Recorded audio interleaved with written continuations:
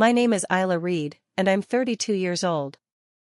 3 weeks ago, at my sister Maya's wedding, my entire life changed in a way I never saw coming.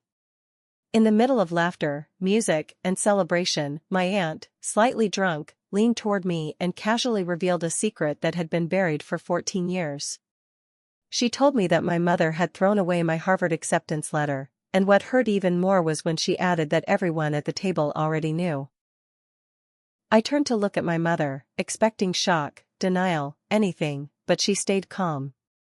She didn't apologize. She didn't even hesitate. She just smiled and said, "You wouldn't have lasted a semester." For years, I had believed I wasn't good enough. Back in high school, I worked hard, earned strong grades, and secretly applied to Harvard without telling my mother because I already knew what she would say. I paid for everything myself, wrote my essays late at night, and waited every day for that letter that never came. Instead, my mother pushed me toward a local college and made it seem like that was the only path meant for me. I trusted her, and slowly, I accepted that maybe she was right. I built a life anyway. I studied, graduated, worked my way up, and eventually became successful in my career, but deep inside, that feeling of not being enough never really left me. Months before the wedding, something inside me changed. I decided to apply again, this time on my own terms, without telling anyone. When the acceptance letter finally came, I opened it alone and felt something I hadn't felt in years: validation. I carried that letter with me, unsure of when or how I would share it.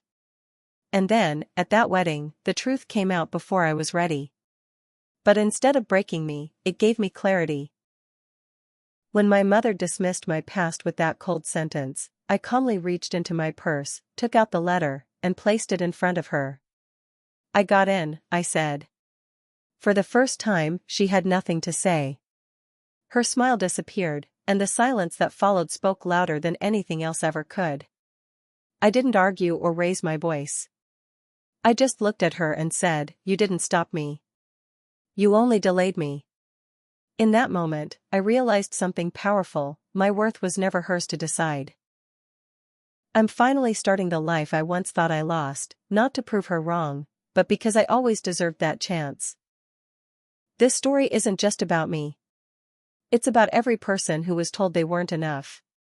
Sometimes, the people closest to us can limit us the most, not because we're weak, but because they see us through their own fears and failures. Moral of the story: never let someone else decide your worth or your limits. What's meant for you might get delayed, but it will never truly be taken away.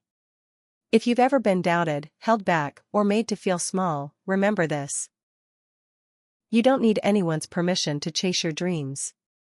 If this story touched you, like red heart, share repeat button, and comment your thoughts below speech balloon. Have you ever faced something like this?